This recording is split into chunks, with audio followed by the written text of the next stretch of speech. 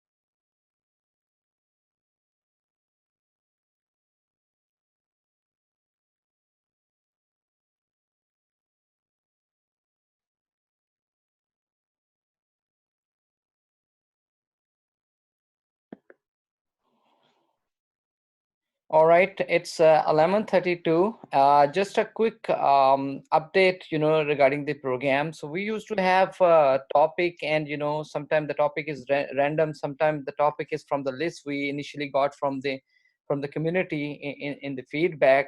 So now we have changed. We covered most of the topics, or there were like multiple, sometimes related topics. We put them in like one topic, and hopefully, covered all of them.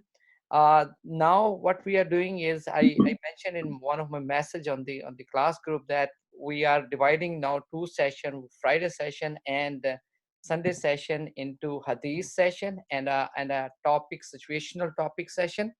And the Sunday session will be more focusing on Quran tafsir, like the way we used to do, previously. So today is a Sunday, and it's gonna be a Quran tafsir session. Hopefully, we will continue this format unless we get more feedback and we want to change something else.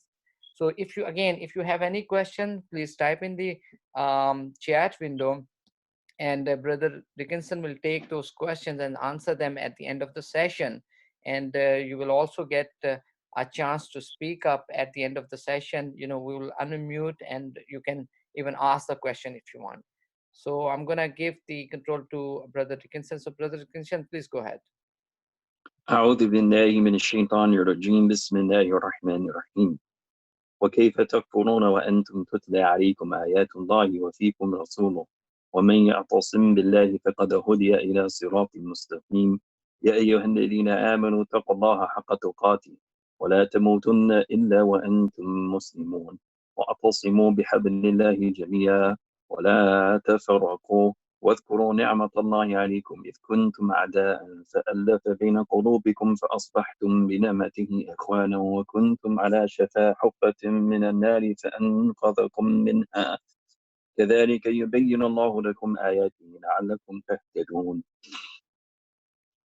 We will begin, inshallah, with the ayat that I just recited, but from, of course, the first ayah is ayat number 101 in Surah AleImran, for anyone who wants to reference it in a translation.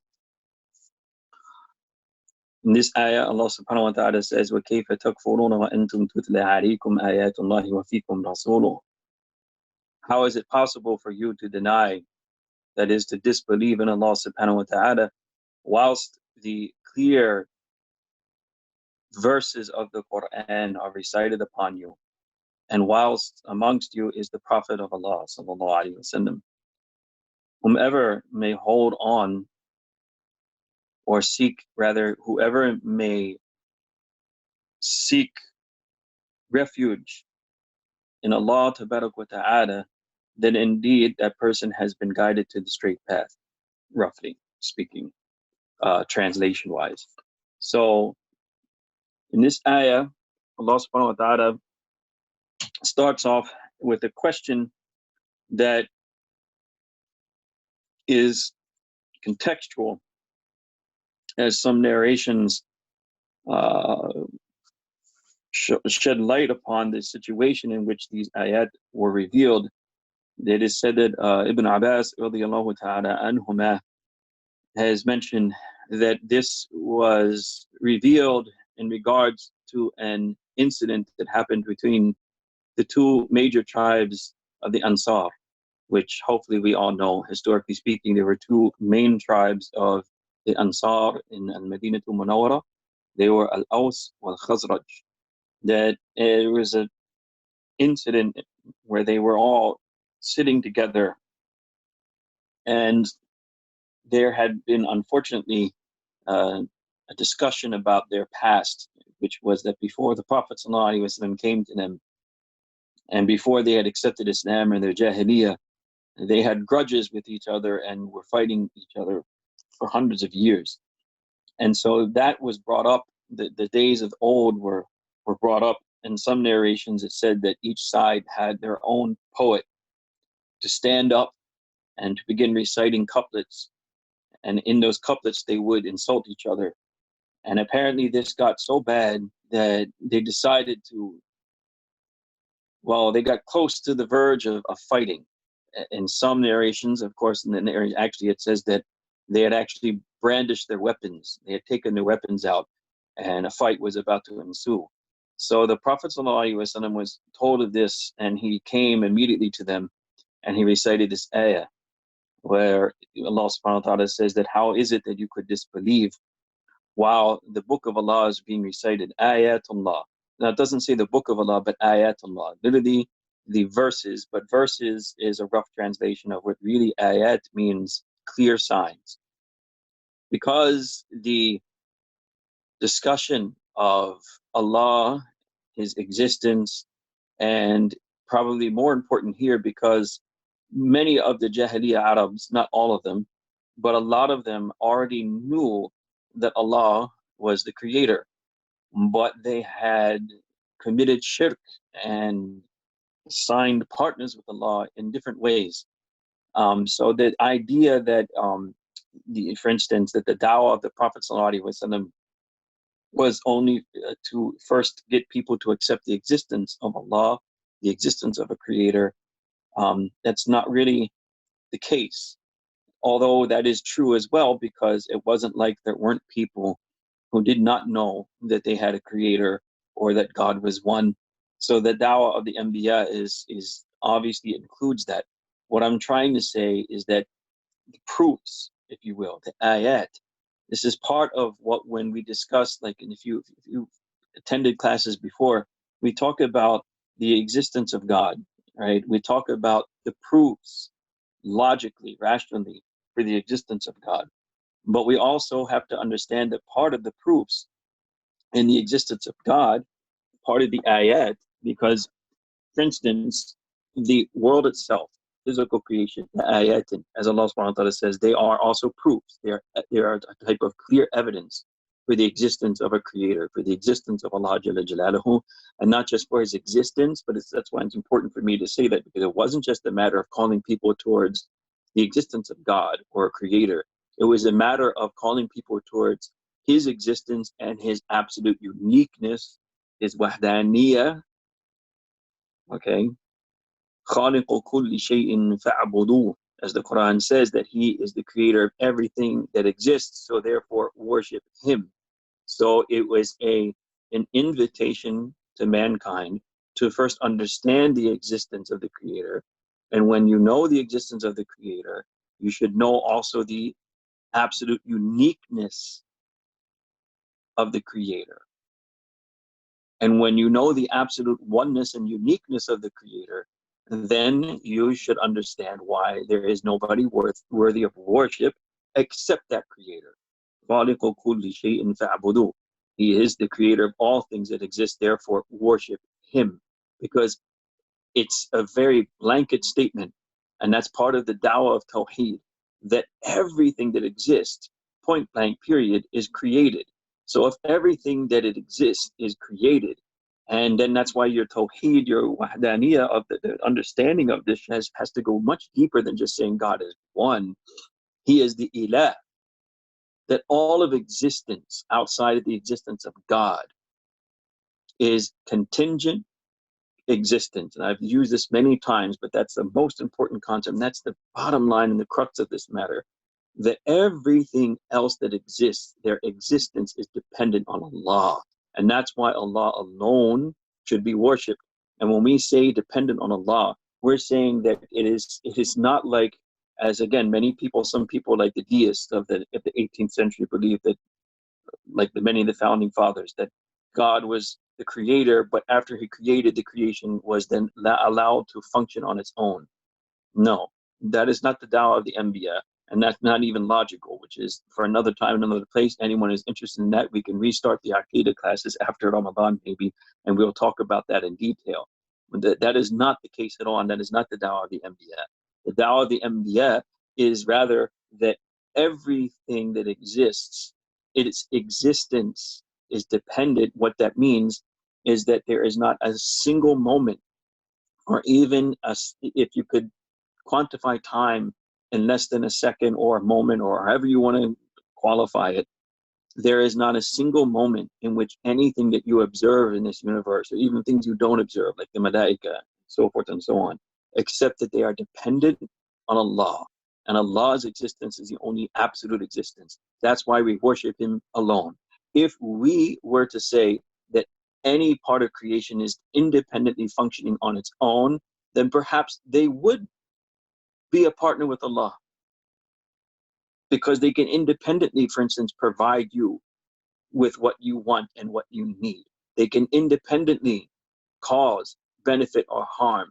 And anything that you believe can independently do something to you, whether it's of benefit or harm, you will naturally be afraid, you will be hopeful of acquiring benefit from it, or you will be afraid of being harmed by it. So because of that, you will naturally become the slave of it. That's the crux of the dawah of Tawheed of the Anbiya, is to take the human heart back to its original state, which is Alastu bi Rabbikum, which is to understand, because the word Rabb is used here, because the Rabb is, unlike creator, one might get that understanding, like some of these deists, that there's creator and creation then might be able to function on its own. When you use the word Rabb, which is sustainer, you are implying, that's why when we as human souls were brought into existence, the first thing we were asked is Alastu bi Rabbikum. It wasn't the word creator, am I not your Khaliq? Okay? Am I not the one who fashioned you and put you into form? Huwallahu khaliqun bari'un musawwir. The word used was Rabb, just as the first word that we use as an attribute of Allah, a name of Allah, a name of Allah in Al-Fatiha, Alhamdulillahi Rabbil Alameen. Because why? It implies more than just creating, it implies sustaining. In other words, that am I not your sustainer? Am I not the one who not just created you, but I sustain you? That your whole existence is dependent on me. That is the cry of Tawheed that was given to us when we were first created, even before we brought into this world. Our souls were made to testify this. Okay. Now, when we come into this world, it's all related. Hopefully, we'll be able to bring this together in meaningful ways, why it's related to these ayat. So when we were brought into this world, the hijab and the veils of this world, unfortunately, take human beings away from that original tawheed that we were created with. Kulu mawludun yuladu ala fitra. That is to recognize Allah as the Rabb, to recognize that Allah alone is whom is making all things happen in front of us. That nothing independently is going on by itself, but it's all from our Rabb, Allah Jalla Jalaluhu. The veils now become as a test for us. إِنَّا جَعَلْنَا مَا عَلَى الْأَرْضِ زِينَةً لَهَا لِنَبْلُوَهُمْ أَيُّهُمْ أَحْسَنُ عَمَلًا. So the world that we're in becomes a test for us. So the veils are that we begin to see things as independent agents. In other words, benefit and harm comes from them as opposed to from Allah.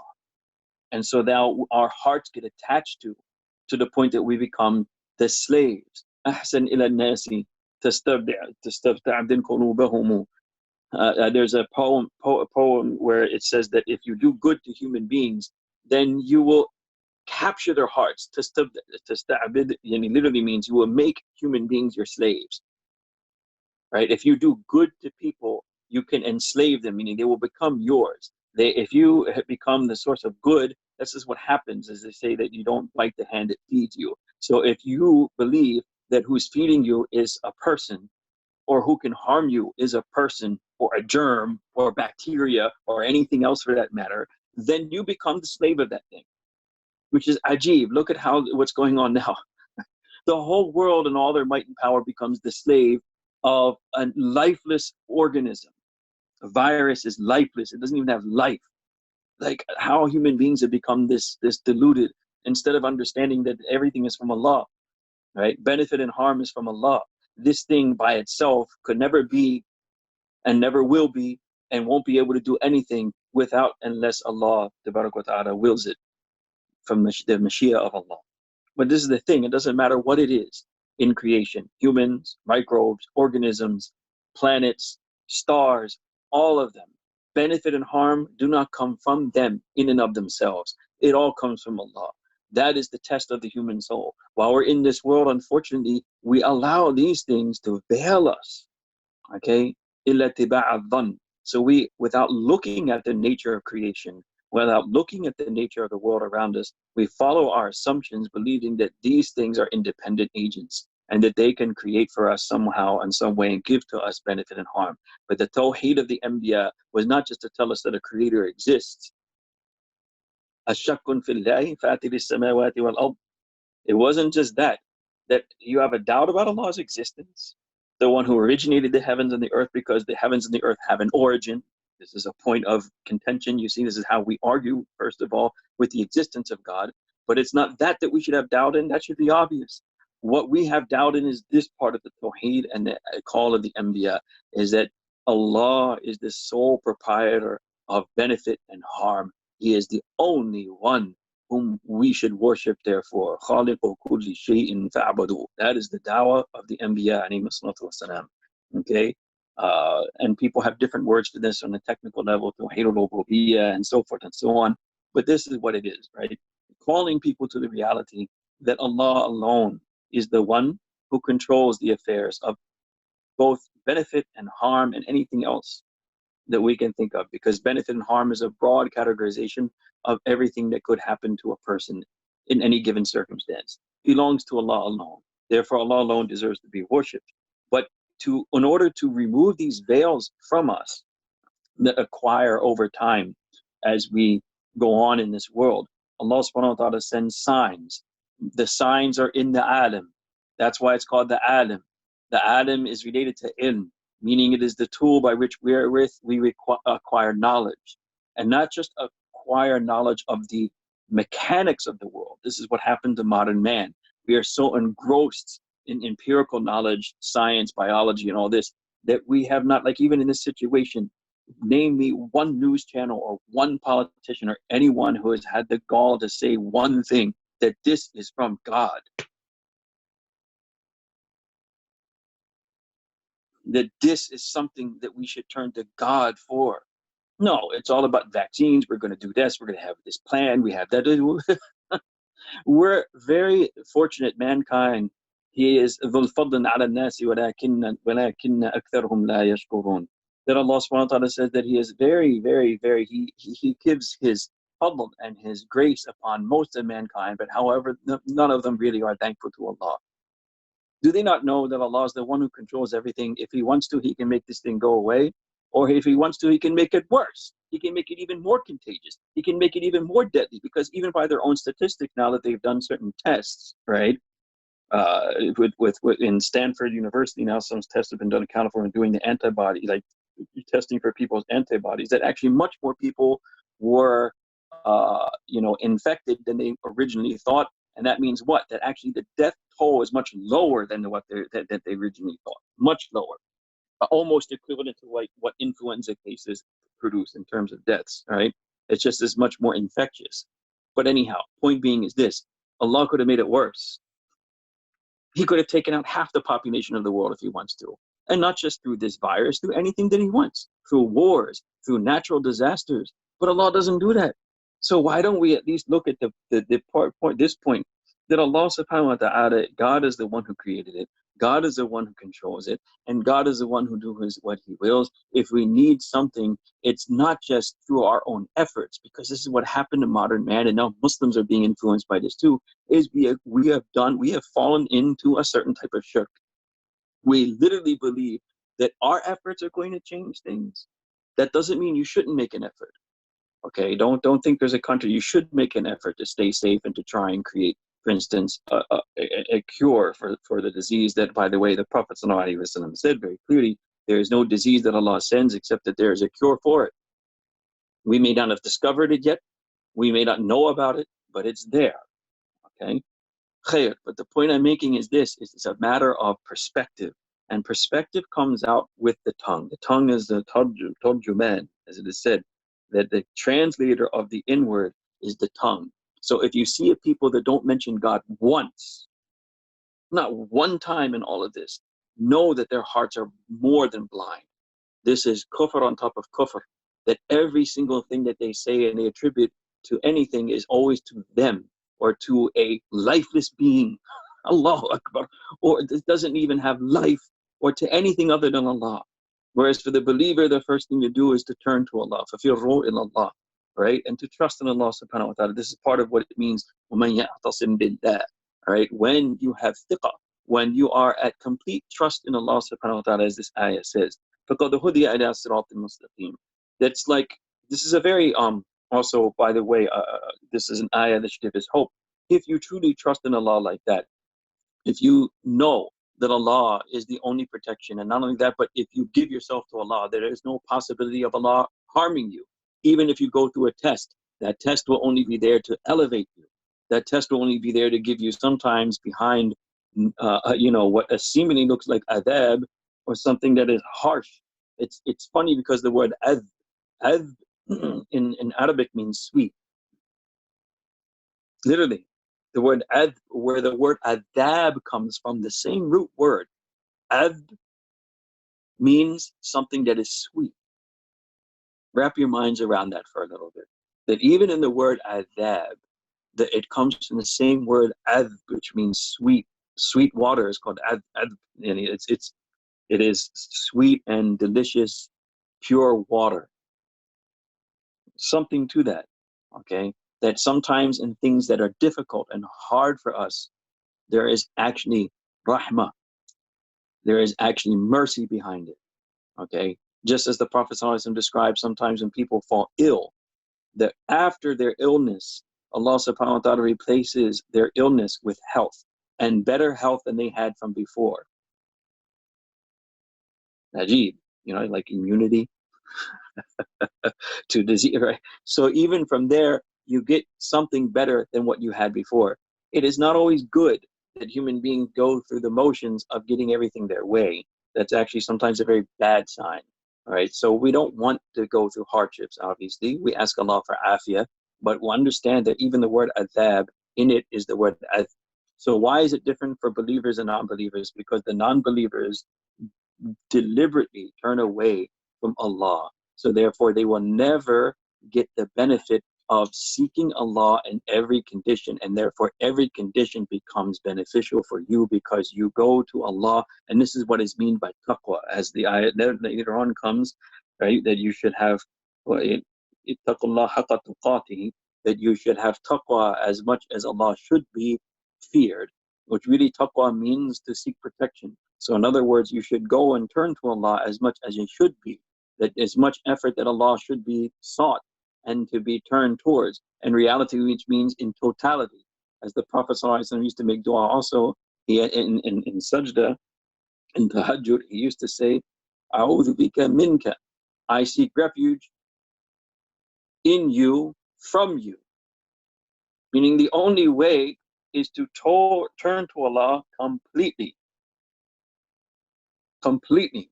If you do that, if you have complete repose with Allah, then Allah subhanahu wa ta'ala has guided you. فَقَدْ هُدِيَ إِلَىٰ صِرَاطٍ مُسْتَقِيمٍ. It's like saying that indeed that person is guided. Indeed that person is guided, and they will never, ever have to worry about anything after that.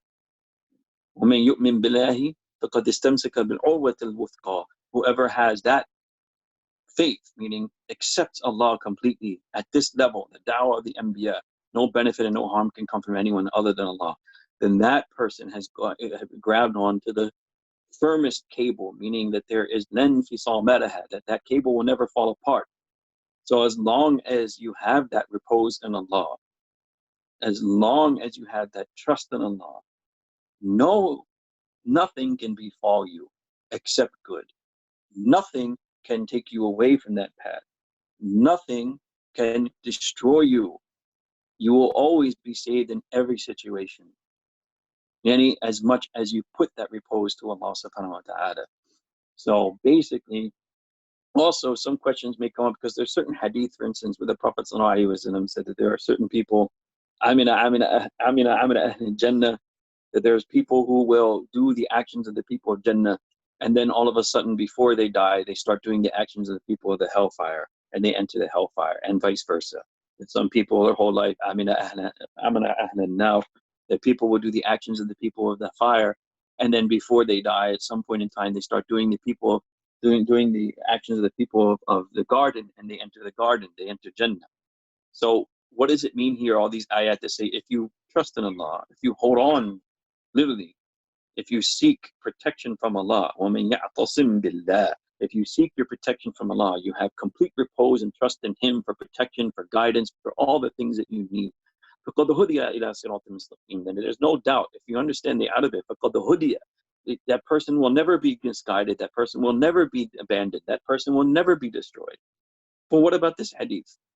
See, someone have explained it beautifully, is that this is not saying that, you have to think of Allah as,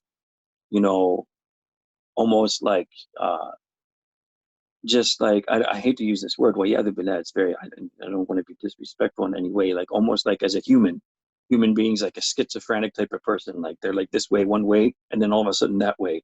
That Allah is just going to take someone who is good and doing the actions of the people of the garden, and all of a sudden throw them in hell. No, there's a deeper indication in these hadith that there's an internal state in that person that Allah knows of, that eventually that state becomes apparent towards the end of their life. Okay, you understand? There's an internal state of that person that Allah knows of, that we're not aware of, that it becomes apparent towards the end of life. So we don't judge people by the outward, is what the hadith is basically saying. You may see people now that appear to be very pious, but something else is going on that we're not aware of, that Allah is, and that will change, that will come to fruition. In other words, before they die, that true state of them will come out. Okay? But if your true state is Iman, meaning it is truly understanding Allah's wahdaniyah, His uniqueness, His oneness, and what Tawheed implies, and you are firmly attached to that, and you don't change in regards to that, and you turn to Allah with complete sincerity, you will not be let down. Will not be let down. فَقَدْ هُدِيَ إِلَىٰ صِرَاطٍ مُسْتَقِيمٍ. Okay? So what is it then sometimes that may the internal states? Some ulama say that one, of course, is to not appreciate the gift of Iman. إِنَّ اللَّهَ لَا يُغَيِّرُ مَا بِقَوْمٍ حَتَّى يُغَيِّرُ مَا بِأَنفُسِهِمْ. So Allah says very clearly in many ayat like it, that indeed Allah will never change a people until they have changed their own state. So Allah will not take Iman from someone unless in their hearts, unfortunately, they are ungrateful for the fact that they have Iman. And that's why it's really important in this day and age, because so many Muslims now, unfortunately, this is a big test. They don't appreciate their Iman. They don't appreciate their Islam. And that is a guaranteed ticket to get it taken out of your heart. Okay? The first thing that you have to do is appreciate the gift that it is. This is why it comes here too. Right? Allah speaks about His ni'mah in regards to Iman. And with that Iman, how He united the hearts of the people together in unity. Right? This is all coming in the ayat. if you don't appreciate that gift can be taken from you very easily, right? And so we always have to remind ourselves that what a gift it is to be Muslim and to recite the dua that the Prophet ﷺ taught us morning and evening. رَضِيتُ بِاللَّهِ رَبًّا وَبِالْإِسْلَامِ دِينًا وَبِمُحَمَّدٍ نَبِيًّا رَسُولًا. That I am content, رَضِيتُ, I am content completely as with Allah as my sustainer. See the word Rabb, that everything is from Allah. وَبِمُحَمَّدٍ نَبِيًّا and that my deen is Islam, and that yes, it's more than performing obligations, because the outward acts of Islam. So he has to explain what is it you mean to be grateful for Iman, as opposed to just performing the obligations. Performing obligations, the outward acts. Outward acts are necessary, but outward acts are all based on the internal state of a person. That's why the Prophet ﷺ said, إِنَّمَا الْأَعْمَالُ بِالنِّيَّاتِ, that all of our acts are according to our intent. إن الله لا ينظر إلى صوركم ولا أجسامكم ولكن الله ينظر إلى قلوبكم. So Allah is not looking at your outward shapes or forms, but He's looking into the hearts of us, and He right directly to the crux of the matter. And so gratefulness for Iman is not just by performing the outward acts, although they're necessary, we have to do that. It is to actually think in our hearts of hearts, mentally, because I mentioned that many times in our talks, that the heart is actually the seat of the aql and the intellect. The brain just records facts, but it should that the ideas, the realities that are there in the heart, they will come up somehow in our brain, and then that's what happens mentally. We can picture, we can have concepts, right? So the concept of being grateful for Iman is that we realize that there is no greater gift than Iman. And to look around us and to think to ourselves that no matter what, this is what has happened. Now we can kind of understand. Unfortunately, I mean, I hate to be harsh on us, but let's just put it this way. There's a hadith that Imam Bayhaqi rahimahullah ta'ala has mentioned, where the Prophet said, يَكَادُ الْفَقْرُ أَنْ يَكُونَ كُفْرًا, that it may be that sometimes poverty produces kufr, ingratitude towards Allah, and even not believing in Allah. I think we can understand this hadith more aptly in this day and age. And I'm just going to say this briefly. Historically speaking, ever since the Muslims, unfortunately, were tested with losing their worldly status and being colonized and seeing non-Muslims progress in their worldly affairs, this has produced ingratitude in their hearts towards their deen. They have blamed their Islam. And it's just a historical fact. They have blamed their Iman for their loss of the power and prestige and wealth they once had in the dunya. Nothing can be more catastrophic for the believer. First of all, since when did the Prophet ﷺ say that the dunya is better for you? He told the Sahaba that better days are coming. He prophesied this. He said, what, basically, and it's ajib, it's that some of the ulama say that those better days didn't happen while he was alive, as if to say the dunya was not good enough for the Prophet ﷺ, and the dunya was not going to be brought to the ummah until he left this world.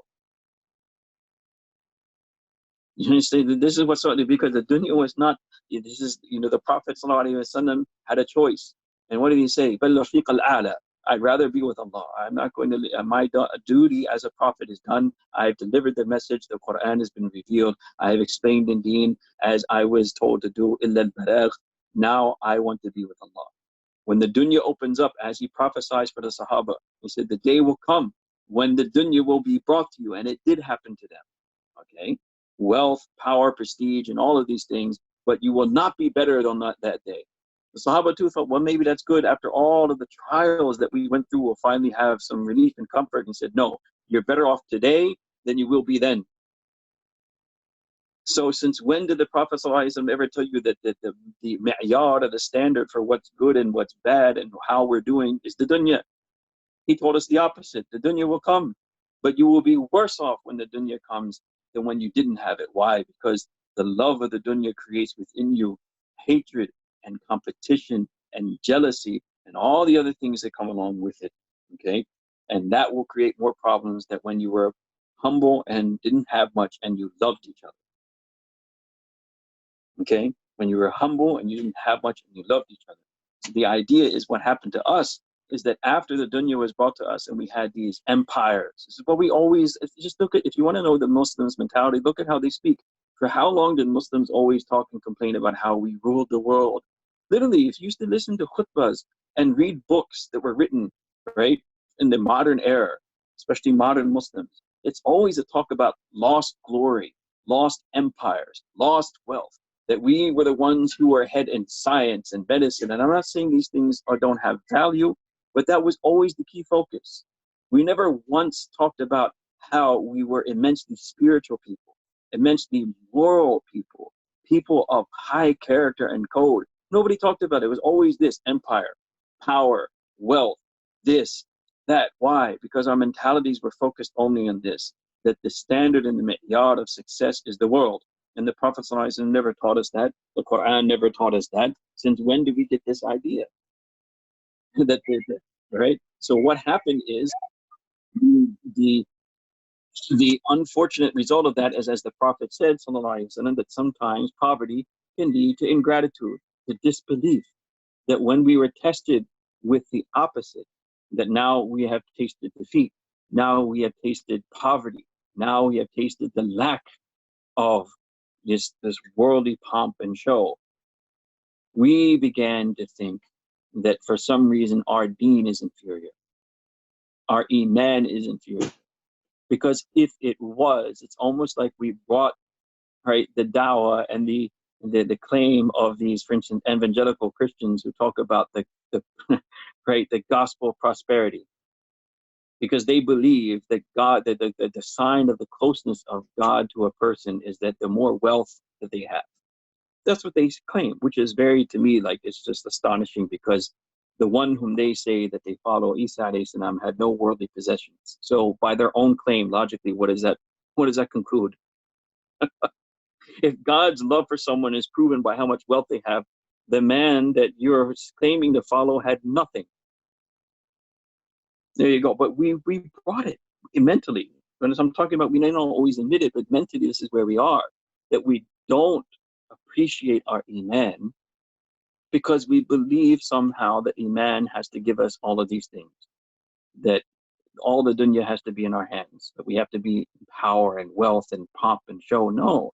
You see here, when Allah subhanahu wa ta'ala in these ayat talks about his ni'mah, actually he doesn't mention the world. He mentions something much, much different, which is also part of the problem of today's Muslim world. He says what? It is the fact that Allah bayna qulub, that he had united the hearts of the believers. فَأَلَّفَ بَيْنَ قُلُوبِكُمْ, that Allah has brought your hearts together. Not any worldly show or pomp, but that the unity of the hearts of the Muslims is a sign of the ni'mah and the bounty of Allah, which is a different subject, because they say that unity and togetherness is a sign of ni'mah, as this ayah is, Allah's bounty upon us. Tafarruq, which he does tell us to avoid, that dividing each other is a sign of Allah's punishment, to add to all of that. Right? There's a sign of Allah's punishment when we divide ourselves. Now, all of this needs a lot of deep explanation, but that's the bottom line. Is a mental state to think that, in other words, gratitude to Iman is to say that nothing is worth or equivalent my Iman, my Islam. The whole world and what it contains is not worth my Islam and my Iman. So it's not quantified by your outward actions, it's your attitude. That what Allah gave me in Iman, what Allah gave me in Islam has more value than anything that the world can bring together. In another ayah, Allah also mentioned this in terms of Allah bringing the hearts together. He also told the Prophet, وَلَوْ أَنفَقْتَ مَا فِي الْأَرْضِ جَمِيعًا, that if you were to spend everything in this world, everything, جَمِيعًا. So when Allah speaks, it's not relegated to time, space, and place. All the oil wealth that the Arabs have now, all of the bank accounts and money and billions of dollars and this, that, and the other thing, okay? The fact is that all of those things, all of the world together, would not be able to give you the bounty and blessing of Allah, that through this deen, through Muhammad sallallahu alaihi wasallam, all of this is implied here. Okay, when the Prophet came to them and recited these ayat, that you're fighting each other now, but when I came, did not Allah bring your hearts together? So through the deen, through the Quran, through the messenger of Allah, because it says here, Ayatullahi wa fikum rasuluh, the book of Allah and the messenger of Allah, which is part of what is mentioned later on, right?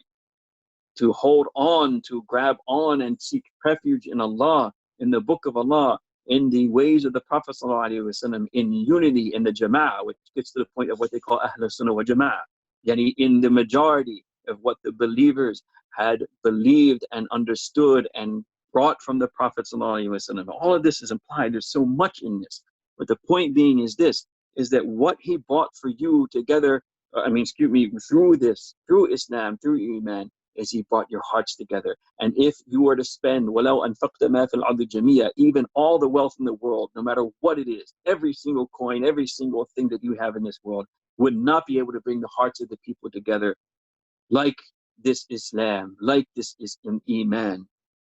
Okay, so appreciate the bounty that Allah gave you. It was not in wealth. It was not in what مَا فِي الْأَرْضِ جَمِيعًا, what was contained in this world. That means nothing to Allah. Okay, it is the fact that he brought your hearts together. Okay. Now, how did he bring your hearts together? It is by this, it is by Iman. So some of the ulama have explained this beautifully, that when وَمَن يَعْتَصِم بِاللَّهِ, if you seek refuge in Allah, you will be guided to the right path. It also means by this that Allah has created everything in the world, right, in such a manner that there's nothing in the universe that is exactly the same. Everything, even if it's of the same species or the same type, there is always going to be a difference. Some say that snowflakes, for instance, if you were to observe a snowflake microscopically, then you will know that every snowflake is different. Every raindrop is different somehow, no matter what that difference is. Every human being is different, and just like the rest of what Allah has created. But what that also means, as they said, is implied here, that the unity of the hearts is how is it achieved? Because if every human is different, every human being has different desires, nafsaniyah, right? We all want and like different things. And we even have different tabi'at. We have different natures, and we have different personality traits. If there's no unity of the hearts, the result of that is that there's going to be discord and enmity and fighting naturally, because we all want different things. And that's all going to conflict at some point. Look at what's going on now. All these politics and everything, right? Nobody could agree on anything. Why? Because we all have different ideas of how things should be done. We all want different things, and everyone's going to compete and fight each other to get what they want, and there's never going to be unity. The only way to unite the hearts is through Tawheed. This is part of the message of these ayat, that when everyone has a focal point of one, which is again Tawheed, that everything that we want, everything that we like, every single one of us with our different ideas and our different natures, we can only get what we want from one source, which is Allah. So if we turn to Allah and we follow His guidance, فَقَدْ هُدِيَ إِلَى صِرَاطٍ مُسْتَقِيمٍ, you will be guided to the right path. And all of you, not only will you be guided to the right path, but also what will happen as a result, your hearts will be together, as opposed to fighting each other, as opposed to being antagonistic towards each other. And this is what it means. Okay, you got it. Through the Tawheed of Allah only can humanity be united, not through anything else. There's no other way to bring the hearts together except through Allah's oneness, except through Allah's Tawheed, except through the dhikr of Allah, and that is expressed by the book of Allah. Okay, so how would you turn away? It's almost like saying, كَيْفَ تَكْفُرُونَ, if you understand the context. You're going to start fighting each other, because fighting each other is almost like an act of kufr. وَقِتَالُهُ كُفْرٌ, as the Prophet ﷺ said, to fight another believer is almost like kufr itself, disbelief. How could you do that? How could you fight one another? The action that can only be possible if you have disbelief. That through kufr, okay, تَحْسَبُهُمْ جَمِيعًا وَقُلُوبُهُمْ شَتَّى, as Allah says about those who are in that state, that you assume that they are together. You think that they are working for a common goal, but their hearts are completely separated, because everyone is selfish. Everyone has their own desires in mind. Everyone wants their own position. Everyone wants to be in, it's all that all of that is their hearts are disunited. If they get united together for anything, It's some kind of cause where every single person has some of their own gharaz. They have their own, intention in mind that I'm going to get something out of it. There's no true unity there amongst them. Okay. Whereas those who believe in Allah, the benefit of that oneness and tawheed of Allah and uniting upon it is that the hearts come together in a true state, to the point that unlike others who are only thinking about themselves, وَيُؤْثِرُونَ عَلَىٰ أَنفُسِهِمْ وَلَوْ كَانَ بِهِمْ خَصَاصَةٌ, they prefer others above themselves. They're not even thinking about themselves, they're thinking about other people. Okay, they're thinking about how they can benefit others, not themselves and their own purposes and their own desires, so forth and so on. Okay, so basically this is what it means, that it's like kufr. Kufr is a state where everyone will be fighting each other. Iman is a state where if it's there, it unites the people to forget their differences, to forget their own desires, to forget themselves even at a very high level, and to be together كأنهم بنيان مرصوص, as if they are one single solid body together, locked together. Okay, that is the sign of a people who believe, the sign of people whom Allah has truly ni'mah on and blessings on, when they can come together to that extent. And if they do that with Allah and His remembrance and His oneness, then they will never be, they will never be harmed no matter what happens. Even if it's sometimes they have setbacks. Never being harmed doesn't mean you won't have setbacks or you won't have certain problems. That's part of life. Okay, Allah tests us in that regard as well. But what it means is that they will always be together. They will always find Allah's help, that they will never be defeated completely. Right? They may have setbacks, but they will never be destroyed completely. As the Prophet ﷺ made dua for the Ummah that would happen, that they would never be destroyed completely. Okay? But anyhow, khair. Gone way off track, but that's what it's like saying. It's like an act of kufr. And how could you do that when you have amongst you the book of Allah? You have the messenger of Allah sallallahu alaihi wasallam. And if you have iman in these things and you believe in these things, then they will be enough for you and you will never go astray. And that's what the meaning here, as explained in many hadith, as the Prophet ﷺ said, if there are two things that if you hold on to them, the book of Allah, and another hadith actually says my family. And other hadith it says also that what is meant here, the jama'ah, right, the group. So here comes some contention. Which one is it? As you know what I'm referring to, right? Is it the group, Ahlul Sunnah wal Jama'ah, or is it his family, his Ahlul Bayt? Well, the basic answer would be this. Meaning by the Jama'ah, the group, is that, and Allah knows best, even from, as we talked about in Hadith sciences, even from the aspect of how the information that we have acquired of Wahi comes to us, the most let's say foolproof method is understanding how a large group of body of people have related something, what is called mutawatir. So if the jama'ah, if the majority have related something to the Prophet ﷺ, then even from an historical vantage point, that is much more trustworthy than anything else. Okay? All right? So Allah has protected the deen through the jama'ah. Okay? Hence the saying, Ahlus Sunnah wal Jama'ah. Okay, following the majority. The Ahlul Bayt, why would the Prophet say that too? Also when referring to the book of Allah in certain hadith, that these are two things I leave behind you. Kitabullah wa itri, yani the book of Allah and my family. So what also this could be implying, and Allah knows best, is like Ali anhum himself said that the only thing Allah has favored me with is an understanding of the book of Allah. Okay, meaning that amongst the family of the Prophet ﷺ, there is a very profound understanding of the Book of Allah and its meanings, while as the understanding of what deen is in the totality, from just even, like I said, historical vantage point, it comes from the majority, not from obscure views or divergent views, from the majority. And it's also important to note in regards to this ayah too, that what it means to create unity, وَمَن يَعْتَصِم بِاللَّهِ, right, to seek protection in Allah. And it means exactly what I referred to before, that we all have different ideas and things that we like and don't like and preferences, but we cannot allow those preferences to take us away from the truth. It is only when you are willing to sacrifice your nafs and your preferences for what is right that you will find unity and you will find truth.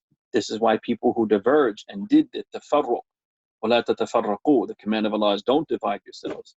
And as some of them say, لَا تَخْتَلِفُوا. Don't differ amongst yourselves like the people who came before you. So they had differences that were in the key and vital points of their deen. Was Isa alayhi salam crucified? This is one of the earlier differences that the very first church, Christian churches had, actually, believe it or not, historically speaking. And maybe discuss that another time. Then it was the Trinity. And it was that these are core fundamental beliefs and i'tiqad and creedal issues that are fundamental, right? And this is what it's mean by tafarraqu, yani to divide yourselves in the same way. How do people do that? It is when they allow, this is why people in the past used to call those who deviated from the majority, meaning what was taught by the Prophet ﷺ as creedal in i'tiqadan wa amalan, in our creedal affairs and even in action, is that they would not follow the truth based on their own opinions, based on what they thought was right or wrong, which is called your hawa, your desires, your nafs, your own personal.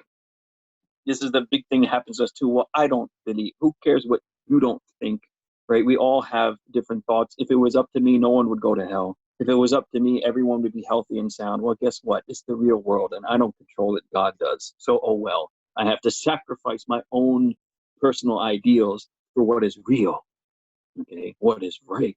And that's only when you will find unity. Okay, people of Hawa, that they called the people who deviated from that itiqad of the Prophet and the creedal matters of the Prophet that he taught, were people of Hawa, meaning exactly that. You find disunity when we're not willing to give up our own preferences and desires for the sake of truth. When we're willing to give up our own preferences and desires in creedal matters first, in action and everything else, we can do it later on in morality, in our habits and morality and everything else. That is what creates unity amongst people. That is what brings people together, right? You have to sacrifice for the greater good, so to speak. You have to sacrifice for the truth. The problem with kufr is literally a denial of that. You don't want to, for whatever reason. Okay, some people do it inadan. This is called kufrun inad. So out of arrogance and obstinance, well, I just simply don't want to. I'd rather just do what I feel like doing, and I could care less. This is arrogance, right? I don't care. I'm going to do whatever I want anyhow, right? If a child spoke to you like that, how would you feel? Right? This is complete arrogance. Sometimes we say things like, I don't really care. To me, that's barbaric. To me, that's this, right? That's one. That's kufr al-inad. Then out of sheer arrogance, we say that, oh, I don't like it, I'm not going to do it. Okay, that's almost like the worst type of kufr. There's another kufr that it comes out of basically, you have other people who may recognize the truth. They don't want to accept it because it's easier. That, again, this is a type of veil. They believe that their leaders or the wealthy and the rich and the powerful, or the ones who give them, don't bite the hand that feeds you. They're the ones who give me money. They're the ones who give me a job. They're the ones whom I have to be loyal to in order to survive, instead of remembering God is the one who provides. And so they say, I'm going to follow their kufr, okay? As the Quran describes them, that they were the people who blamed all of their leaders. Well, you're the ones who told us to disbelieve, and we followed you, right? We followed you because the veil for them is that they believe that they're the ones who are providing. They're the ones who are going to give them what they need. They're the ones who are going to protect them. So we just follow we just follow whatever they're doing because we don't want any harm to come to us. Okay. See how kufr has its origins. But when they deny at that level, everyone's looking out for their own good. Okay, instead of following what is right. And that creates also within them, by the way, mutual hatred. As Allah says, you think they're together, but in reality, they are divided. In reality, they have no love for each other, right? The moment that they think that they're not getting what they need from the ones that they sacrifice the truth for, you have the French Revolution. Now all of these rich people and all these like noble people are in a guillotine, right? Getting their heads cut off, right? I mean, it's not, their hearts are not together. They're all in it for themselves, okay? So you will never find that their hearts will be together. The sad part is, for Muslims, this is part of what you asked earlier, showing gratitude towards Iman. is that gratitude includes thinking that my iman is worth more than anything else that this world has to offer, and also that what Allah has given us through this iman, this ni'mah of having our hearts together, as the ayat later on explain, is not worth sacrificing anything for, anything. Because if the Muslims, unfortunately, another state is happening. Remember what I said, and Allah said, and this actually not me. Inna Allah la yughayyiru ma biqawmin hatta yughayyiru ma bi anfusihim. Your condition doesn't change until Allah doesn't change your condition until you have changed it. If there was gratitude there, وَإِن شَكَرْتُمْ لَأَزِيدَنَّكُمْ. If you truly were grateful for what I gave you, then I would give you more. Right? I would increase that bounty upon you. So Muslims have to retrace their steps and think that the ingratitude perhaps that we have shown is the reason why everything's happening. The reason why we can't be united. The reason why we can't, because that is the bounty that comes from that gratitude in Iman and in Islam. It is the opposite of kufr, that everyone is divided and really are just in it for their own selves and using each other and abusing each other. Iman should be the opposite, that with Allah and His dhikr and His wahdaniyah and tawheed, we are even able to overcome our differences. We all have different opinions. That's the beauty of the jama'ah. Historically, the jama'ah, the majority Muslims, have had differences of opinion, but what did they say about it? That those differences of opinion are not important enough for us to fight over, or for us to divide each other, or for us not to make ibadah and worship and to be together. It's not enough, even if we have those differences. And in fact, there are many times when, if you look at the historical account of the Sahaba, where they would have differences of opinion, but they would sacrifice their opinion, okay, for the sake of the majority. Okay, they would sacrifice that opinion of theirs for the sake of being with everybody else, of being, and that can happen many times. All right, where we have examples of that. I mean, historically speaking as well. So the idea is this: Iman and Tawheed brings the hearts together. A sign that we are doing that is that we have unity and that we are there with each other, for each other, and not always thinking about myself. Because we are divided is a sign of ingratitude. It isn't a sign that now we are just following the pattern of other people, that we're all in it for ourselves. We'd rather prefer to follow our desires and what we think and what we like than to follow the truth, right?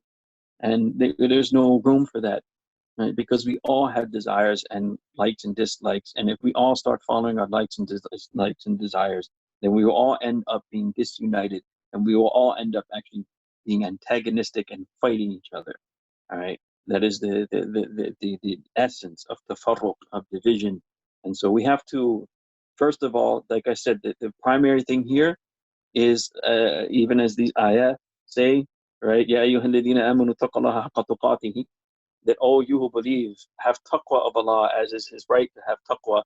And later on in Surah Al-Taghabun, some say Ibn Abbas anhuma and Abdullah ibn Mas'ud anhum ajma'in, they mention, for instance, that this was abrogated in Surah Al-Taghabun. فَاتَّقُوا اللَّهَ مَا اسْتَطَعْتُمْ. Have taqwa of Allah as much as you are capable of. Why? Because to truly have taqwa as Allah you should have would mean you would have to literally call what some call al-fana. You would have to literally forget everything, including yourself, and remember Allah all the time. That's His right. Since He's the one, as we mentioned, His existence is real and we are contingent existence, it means that every second and split second, literally, you are there because Allah wants you to be there. So then Allah's right is that you should remember Him at every split second, or even less, every breath. The people of Jannah, yani, yusabbihuna, they will remember Allah tasbih, and they will do Allah's dhikr just like tanaffus, like the breath that comes in and out. So it literally Allah will inspire them to do it even in, yani, like it won't even be something that they're aware of, that they will be doing Allah's tasbih continuously, right? If you're really to worship Allah as is His right and have taqwa, be conscious of Allah as is His right, which means you shouldn't forget Him for even a split second. But who can do that? Right? Who can do that, humanly speaking? Which amongst us are in that state, that at every split second?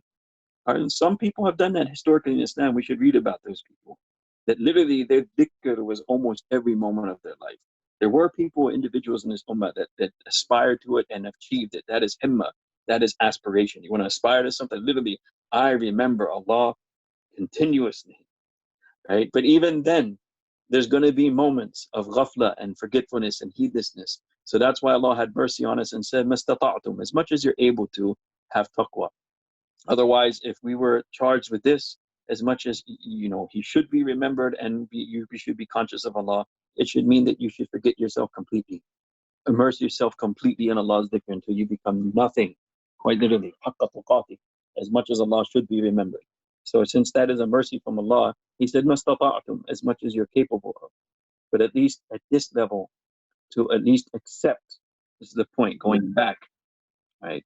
To accept, not to do takfurun, not to reject, but to accept Allah as He is, the da'wah of the Anbiya, that Allah alone is the one who creates benefit and harm, and to accept the blessing that Allah has given you in Iman. That when you have Iman, وَمَن يَعْتَصِم بِاللَّهِ فَقَدْ هُدِيَ إِلَى صِرَاطٍ مُسْتَقِيمٍ, that if you hold on to that and you have complete thiqah and reliance and trust in Allah subhanahu wa ta'ala, Allah ta'ala will never let you down. Allah ta'ala will never let you become destroyed, or anything else that will happen to you will ever be a means of taking anything good away from you. Okay? And then on top of that, Allah subhanahu wa ta'ala will make you remember the blessing of Allah that He has given you through Islam. He has given you through the book of Allah, through the messenger of Allah. تُتْلَى عَلَيْكُمْ آيَاتُهُ وَفِيكُمْ رَسُولُهُ.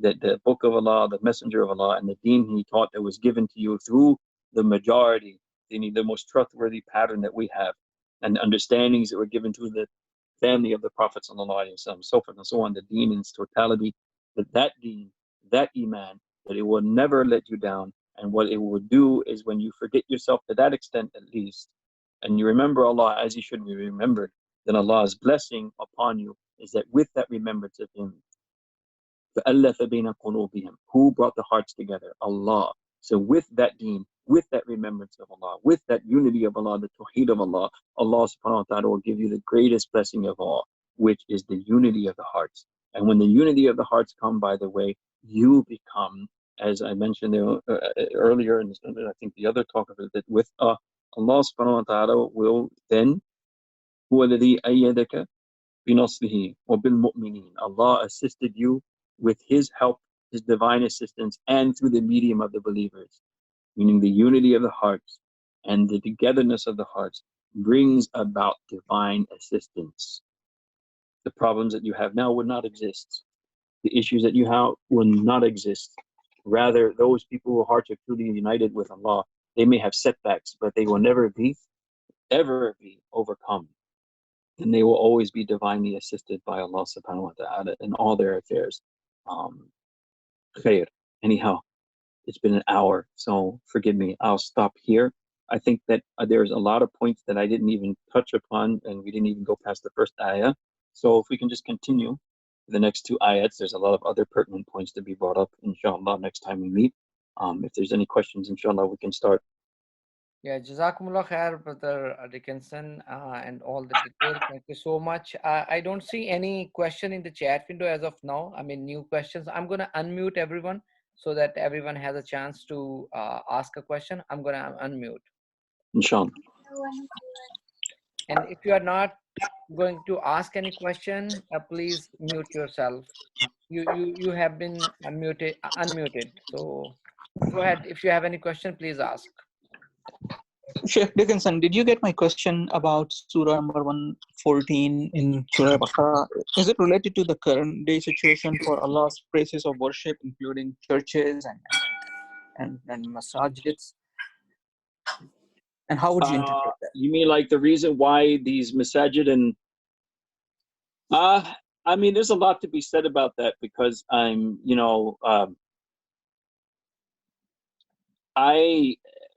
kind of have a different opinion about certain things like masajid being shut. I don't think masajid should be open to, and it depends. Like, and what I'm trying to say is that every group of ulama and every government in each individual place has to make their own decisions about what to do. Okay? I'm not of the opinion that there should be a total shutdown of masajid. What I mean by that is that even if you, for instance, like in the state of Pennsylvania, have certain guidelines we have to follow, right? When it comes to social distancing. Within those guidelines, it would be okay to, for instance, at least have one person in the masjid, even two, as long as they don't have symptoms, they're wearing masks and they're observing all the, all the guidelines that have been given to at least keep the salah alive. As an example, that's my own personal opinion. I know there's other ulama out there who have different opinions, but for me, I don't think it should be as drastic as we are making it. Allah, and Allah knows best. I may be wrong, so don't take me as like a fatwa or the sheikh said this or that. No, that's just my own personal opinion. And other ulama agree and other ulama don't. So what I'm saying is that I don't think that we have to look at it like this, like the masajid are completely shut down, because even the haramain, they are having salat al-tarawih. They're just not opening up to the majority public. Okay, there's a difference. We have to understand what's going on. They didn't shut it down completely to where nobody's praying, nobody's making tawaf. They're just limiting the crowd. You understand? So whether we're at that point now that all the masajid are closed, I don't, wallahu alam. And here's the thing, I don't know, that's why I don't think it's applicable. And if that happens, that's only going to happen, there will be a time, there are certain hadith where the Prophet ﷺ said in the very last days, which by the way, we're not there yet, there's still major signs that have not occurred, the appearance of Dajjal and others. But in the very last days, Allah Ta'ala will actually allow the Kaaba to be destroyed, brick by brick. Okay? Why? Because those are the days wherein there will be nobody left to worship Allah. So we're not at that point yet. You understand what I'm getting at? We're not at that. I'm getting your point. What I'm trying to ask you here, because I came across these two when I was reading with the translation. Right. Trying to understand that I know everybody has its own opinion about opening up the masajid or closing it down, so I'm not taking it as a fatwa from anyone. So right. Just to educate myself that looking into this context of, and I put the translation of ayah number 114 in the chat, that what is Allah's command, and can we translate this ayah to the current day situation? Is because right now at the top of my head I'm not. Can you recite the ayah, please? Oh, it's in. I don't know the ayah, but it's in. I put the English translation in the chat window. Okay. You said 114? Yeah. All right. Hold on a second.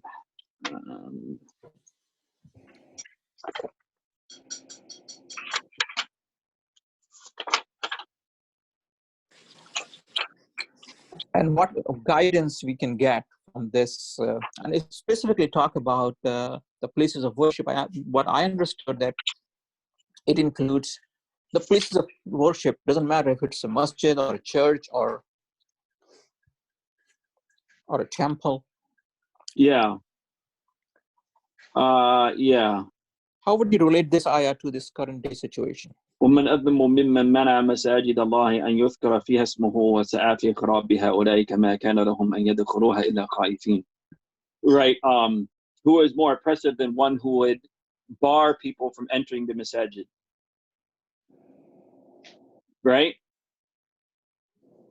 Right. Yeah. How would you explain it any further in terms of like Islamic philosophy? And this is not my area of expertise, so you are Sheikh, mashallah. Well, yeah, I mean, there's a lot to be said. Maybe we can talk about this in detail another time.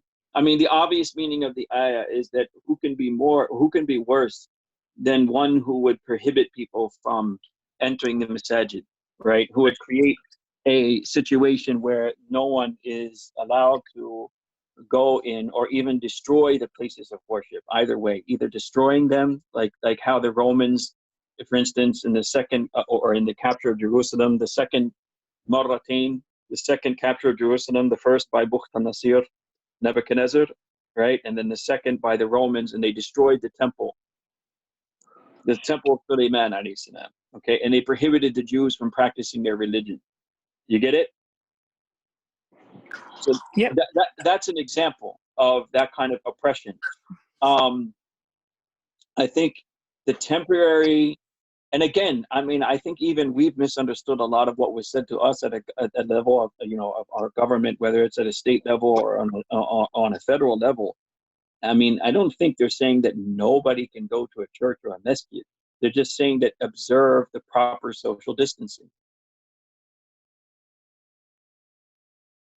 I've yet to hear a direct government order that says that nobody should go to the masjid or the churches or the temples. Just if you do so, make sure you follow the guidelines that your local government or the federal government has given you. So that's not a permanent and complete shutdown. It's not like this. Like I said, the Romans, when they came to to Bani Israel, and the second incident they had of the conquering of Jerusalem and the destruction of the temple, which Allah said would happen marratain. That was the second. So that was they destroyed their places of worship and they prevented them from practicing their religion. So it's a lot different. You understand? Does that make sense? Yeah, it makes sense, but I just want to stick around to this ayah and what it translates to the current day situation we are facing right now. And I'm by any means, I'm not saying that we should open it up. This is not my decision. Yeah. I'm not that religious either. But Well, just that ayah doesn't so much pertain. Allah knows best, because like I said, from what I know, the federal government or even at the state level has not barred people completely from even gatherings, not even religious, but even gatherings. They said 4 to 10 people, correct?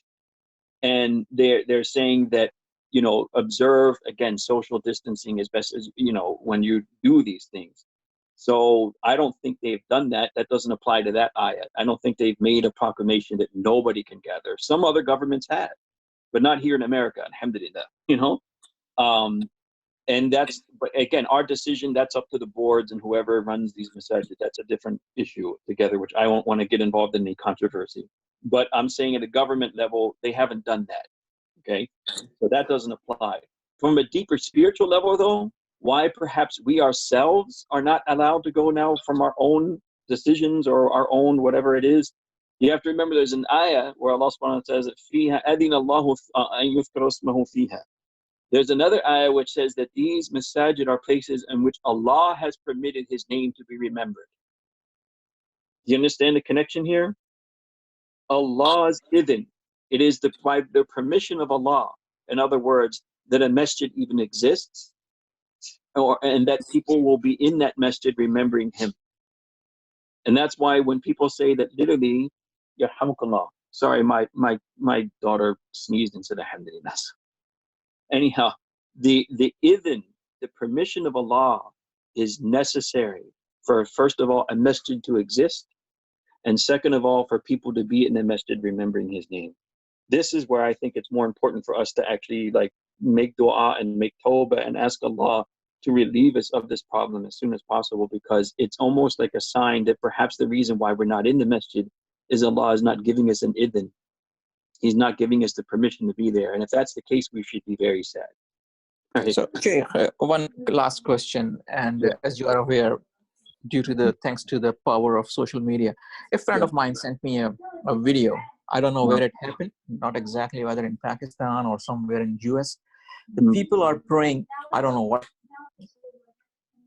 what prayer was that, maybe Jummah or maybe Zohar, and they were having they were like 1 to 2 feet apart from each other. Yeah. But I understand that once you are lined up behind Imam, you should be like shoulder to shoulder.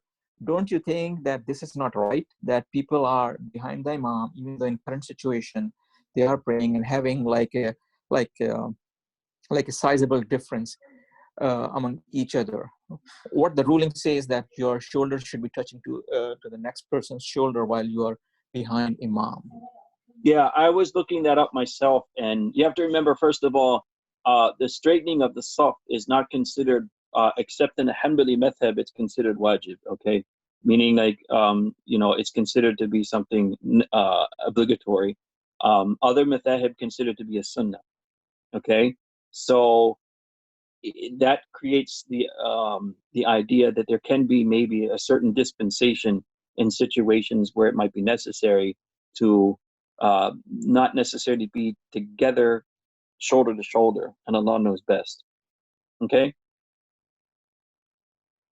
Also, by the way, even the gap between the Imam, there's differences of opinion about that too. You can have a gap in the Hanafi fiqh, for instance, the gap can be so wide as like a small river that a boat can go through. That's the definition. between the Imam, or between the Imam and the people following him. Or even they say that if you're in a field, you can have, for instance, 2 saffain. That's about 6 feet. Or you understand what I'm saying? It also it's in compliance with the social distancing that we're asked to do. So there is ways. That's why we have fiqh. And to me, that's the beauty of it, is it's not everything is spelt out black and white all the time, that there may be room for people to do that and their salah will still be valid, and Allah knows best. Okay? Does that So make what sense? you're no makes sense because what we have learned and what we have brought up in our culture and what we have seen that when you're going to masjid, I know what you're saying between imam and the other Right. the jama'ah, there should be a sizable difference, Right. and you said it right. But what I have heard that it should be like shoulder to shoulder, and the people who are, and you must have seen those videos on the Yeah, social so media. brother Arif, that might be, you know, in a regular normal times, right? When the things change, you know, that may have effect on the normal things, right? Right. So we are actually over the time, and I'm actually getting ping from brothers like when it's gonna end. So Okay. Okay. any other question anyone has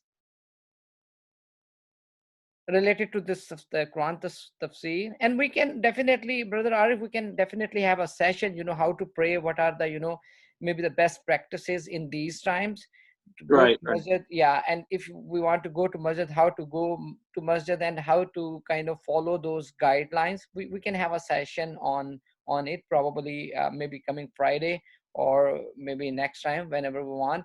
So this Right. is, yeah. So Inshallah. anyone has any questions before I close this meeting? All right, looks like no. Thank you so much, Brother Dickinson, and thank you everyone for joining. Jazakumullah khair. Assalamu alaikum. Alhamdulillah. Wa alaikum assalam wa rahmatullah. Wa alaikum assalam.